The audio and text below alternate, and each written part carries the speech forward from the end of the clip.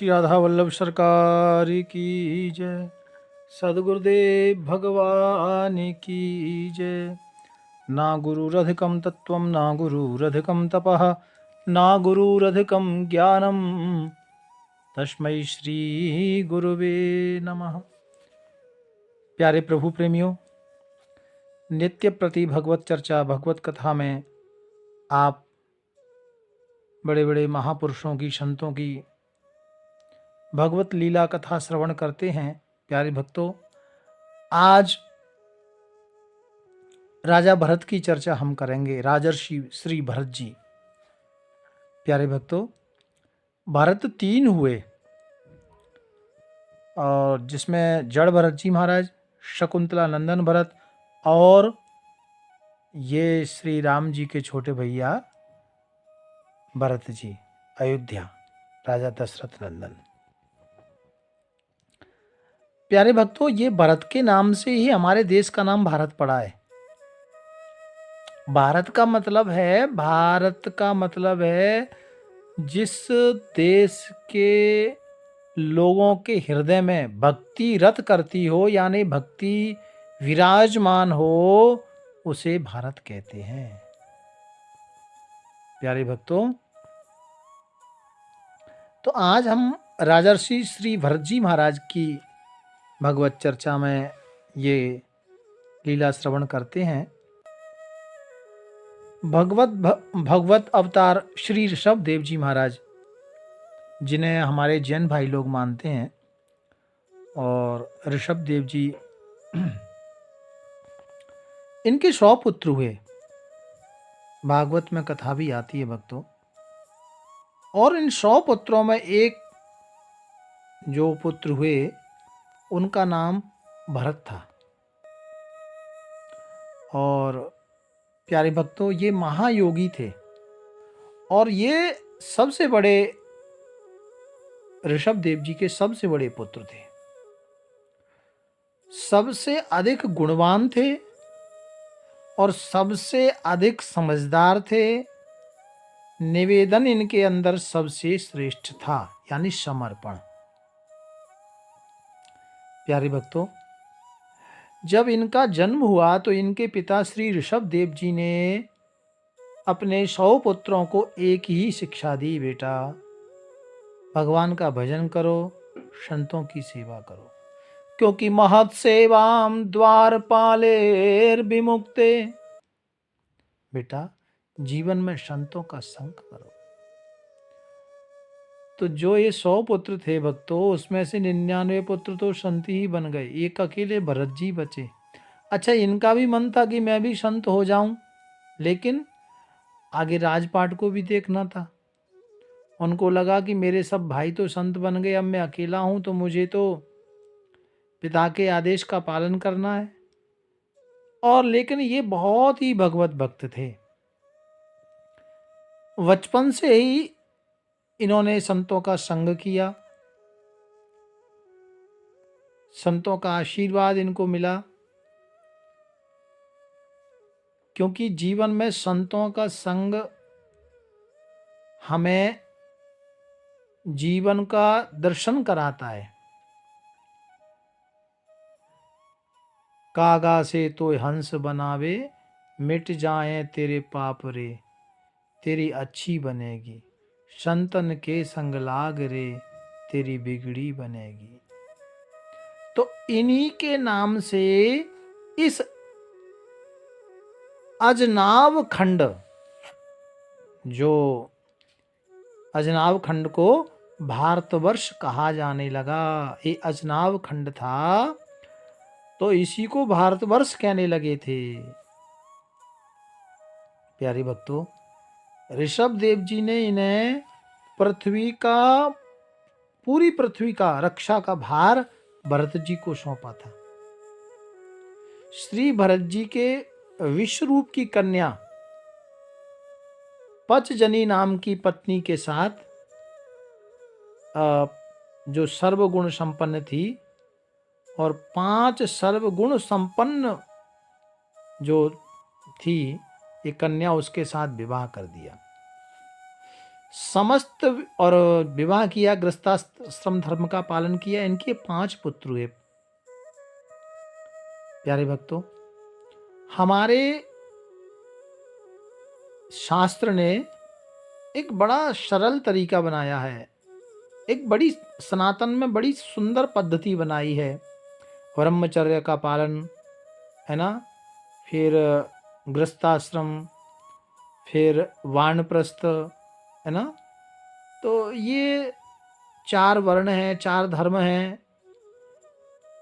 तो इनके 5 पुत्र हुए, लेकिन देखिए इतने बड़े राजा थे, इनको लगा कि ठीक है, मैंने गृहस्थाश्रम का भोग किया, जिम्मेदारियों को निभाया,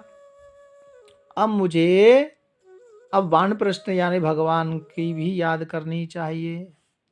देखिए हमारे शास्त्रों से ये शिक्षा लो, जैसे ही 50 वर्ष हो जाए तो फिर हर कार्य से निवृत्त होकर के भगवान के चरणों में लग जाना चाहिए।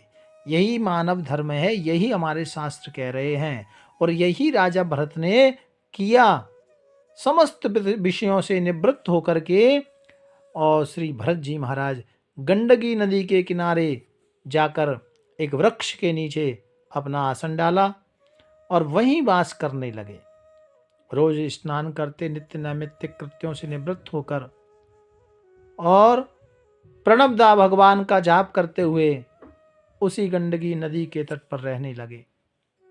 प्यारे भक्तों, भरत जी महाराज ने रोज नियम बना लिया कि मुझे ठाकुर जी के नाम की 500 माला करनी है, 1000 माला करनी है और यहीं पर वास करना है। निवृत्त एकदम मन लगाकर भजन करते।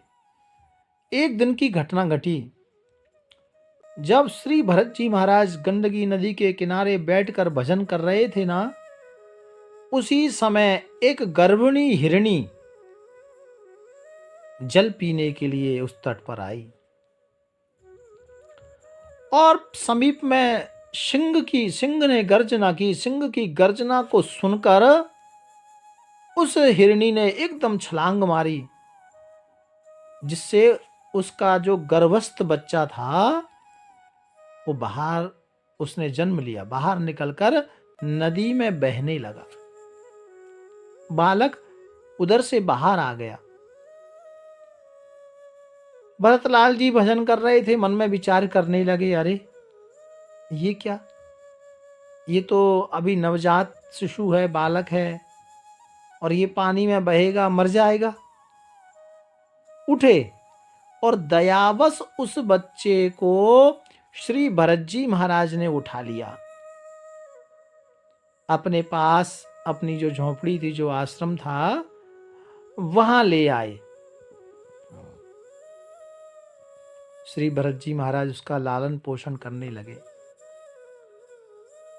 प्यारे भक्तों, उस मृग के शावक में भरत जी इतने आसक्त हो गए कि उनको पता ही नहीं लगा। घर छोड़ा, द्वार छोड़ा, राजपाट छोड़ा, पत्नी, सब कुछ छोड़ दिया और भजन में लग गए, लेकिन उस मृग के शावक में आसक्त हो गए। देखो भैया, ये है भगवान की माया। इसलिए कहा है हर समय अलर्ट रहना चाहिए। हाँ, एक क्षण भी इधर उधर यदि भगवान के कार्य में लगे हैं तो नहीं जाना चाहिए। एक क्षण भी यदि इधर उधर मन लगा तो हम भटक सकते हैं। भरत जी उस बालक में आसक्त हो गए, एक क्षण के लिए भी उससे अलग नहीं रहते थे। और धीरे धीरे जो नियम बनाया था कि मुझे 500 माला करनी है या 1000 माला, 1100 माला करनी है, तो उस हिरणी के बालक के प्रेम से वो साधना में भी कमी आ गई। वो माला भी कम, भगवान का नाम भी कम जपने लगे। अंतोगत्वा एक दिन मृग का जो बालक था वो जंगल में चला गया। भजन पर बैठे थे, मन में चिंतन आया, अरे ये बालक चला तो गया, कोई हिरण, इतना सुंदर ये हिरण का बालक, कोई सिंह इसे खा ना ले, कोई जीव इसे मार ना दे। और ऐसे चिंतन करते हुए श्री भरत जी का शरीर छूट गया और अंत मति सो गति। अब क्योंकि इन्होंने अपना जो शरीर छोड़ा ना भक्तों, तो वो हिरण के बच्चे को याद करते हुए शरीर को छोड़ा। इसीलिए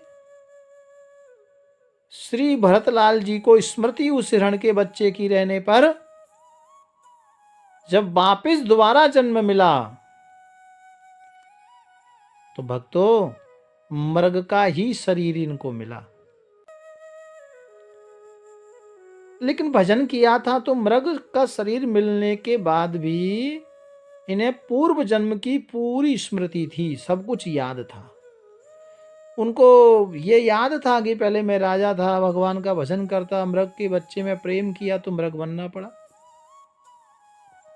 और भगवत चिंतन करते करते वो मृग शरीर में भी भगवत चिंतन करते और वही नदी के तट पर विचरण करते।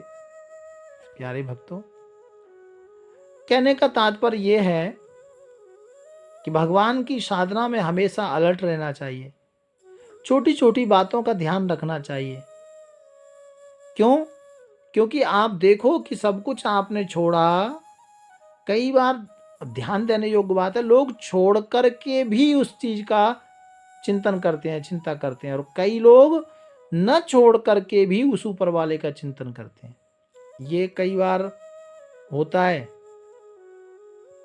लोग दर्शन करने आते हैं, घर में बैठे बैठे कहेंगे कि ठाकुर जी का दर्शन नहीं मिला, राधा वल्लभ लाल का दर्शन करने जाना है, वृंदावन जाना है, वृंदावन जाना है, और बड़ी तकलीफ होती है कि वृंदावन जाना है और जा नहीं पा रहे। लेकिन जब वृंदावन आते हैं ना, तो मंदिर में जब खड़े रहते हैं तो कुछ और ही याद आता है। तो ये घटना भी सत्य घटना है भक्तों, इसका भी आप ध्यान रखो, है ना। कई बार हमको जिस चीज को पाना होता है उसको पाके कहीं और चले जाते हैं, ऐसा नहीं करना चाहिए। और भरतलाल से यही हुआ, भगवान के नाम को पाया, लेकिन नाम के साथ में वो हिरण के बच्चे में अपने मन को लगाया। तो अंत समय जब शरीर छूटा तो हिरण के बच्चे को याद किया, इसलिए वो मृग बनना पड़ा। और प्यारे भक्तों, मृग के उस शरीर में गंडकी नदी के किनारे भगवान का भजन करते, सब कुछ याद था। मृग योनि में भी श्री भरत जी एकादशी का व्रत करते, घास पत्ते इत्यादि कुछ नहीं पाते, क्योंकि उनको सब कुछ याद था। प्यारे भक्तों, मेरा कहने का तात्पर्य यह है कि एक भरत जी ने एक मृग से प्रेम करने का उनको ये परिणाम मिला, मृग बनना पड़ा। फिर लोग आजकल क्या क्या करते हैं, मृगों को, जीवों को काट के जो खा जाते हैं अपने शरीर को लाल करने के लिए, वो जरा विचार करें। आगे भयावह भयंकर यमदूत इंतजार कर रहे हैं, तुम्हें पकोड़े की तरह तलने के लिए। होशियार हो जाओ, अभी भी जाग जाओ, कुछ बिगड़ा नहीं है। शास्त्र कभी झूठ नहीं बोलता। प्यारे भक्त, भरतलाल जैसे महान भक्त उनको मृग बनना पड़ा, वो जरा विचार करें। आगे भयावह भयंकर यमदूत इंतजार कर रहे हैं, तुम्हें पकोड़े की तरह तलने के लिए। होशियार हो जाओ, अभी भी जाग जाओ, कुछ बिगड़ा नहीं है। शास्त्र कभी झूठ नहीं बोलता। प्यारे भक्त, भरतलाल जैसे महान भक्त उनको मृग बनना पड़ा, तो ये कथा हमें जगा रही है, ये कथा हमें जगा रही है। जागो, कहीं ऐसा ना हो कि गाड़ी चली जाए और फिर स्टेशन पर आए। ऐसा नहीं, गाड़ी चली गई तो घर से चला मुसाफिर, ऐसा मत करो मेरे भाई। भगवान का चिंतन करो, और भगवान का चिंतन ही करो और मन से करो, तो ही भगवान की कृपा आपको मिलेगी। वापिस वो मृग शरीर गंडकी नदी के किनारे पर भरतलाल ने छोड़ दिया। बाद में श्री भरतलाल जी वापिस एक ब्राह्मण के घर बालक के रूप में जन्म लेते हैं, और फिर आगे की कथा क्योंकि अभी ब्राह्मण शरीर लिया है, इसमें भी पूर्व जन्म स्मरण है, भूले नहीं। भगवान के भजन के प्रताप से। प्यारे भक्तों, आगे बहुत सुंदर कथा है, ये हम कल श्रवण करेंगे। भाव प्यार से राधे राधे राधे राधे।